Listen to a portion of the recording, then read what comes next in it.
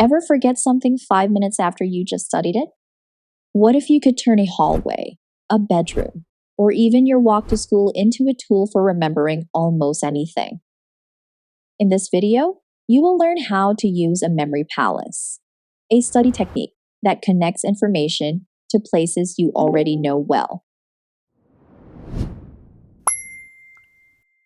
A memory palace is also called the method of loci. Loci means places. The big idea is simple. Your brain is often better at remembering places than plain lists. Instead of repeating facts over and over, you imagine a familiar place, choose a route through it, and attach each thing you want to remember to a specific spot. First, choose a place you know very well. Next, pick a path through it. Then, place the information along that path as bright, strange, easy to picture images. Let us try one example with biology vocabulary. Imagine your classroom. At the door, this signifies a nucleus, acting like the class boss. That reminds you that the nucleus controls the cell. On the teacher desk, mitochondria are little batteries making energy.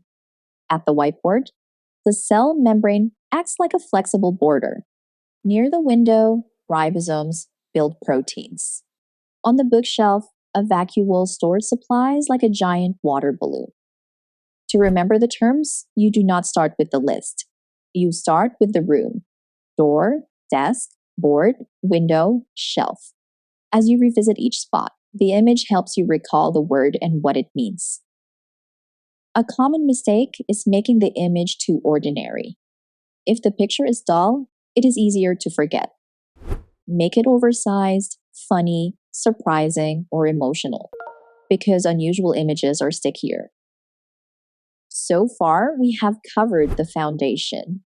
Pick a familiar place, follow the same route, and turn each idea into a vivid image. Want to remember this technique long-term? Tap the link for Quizlet study tools. Then jump back into the video. Lock in what you learned and keep going. Now, let us transfer the same method to a new kind of information, a process. This time, we will remember the steps of the water cycle using a walk through a park. At the fountain, the sun heats the water. So imagine steam rising. That is evaporation. On the bridge, tiny droplets squeeze into a cloud. That is condensation.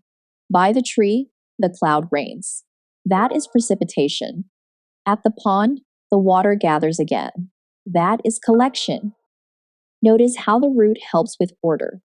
The park path turns the process into a sequence.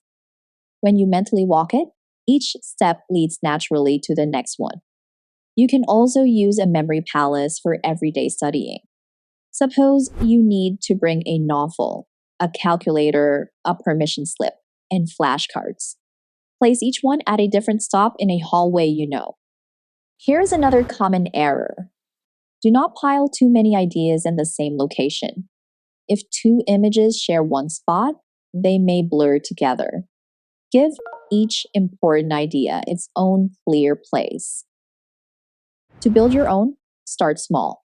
Choose 4 or 5 stops. Put one image at each stop. Walk the same route twice in your mind. Then look away and test yourself without the list. The memory palace does not replace understanding. It supports it. First, make sure the idea makes sense.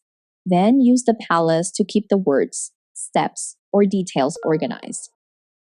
To recap, a memory palace works by linking ideas to familiar places.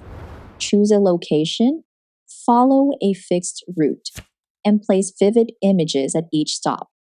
To remember the information, mentally walk the route and let each place cue the next idea. If you want to practice what you learned today, check the links in the description for Quizlet's memorization guide and study tools designed to help you remember it longer.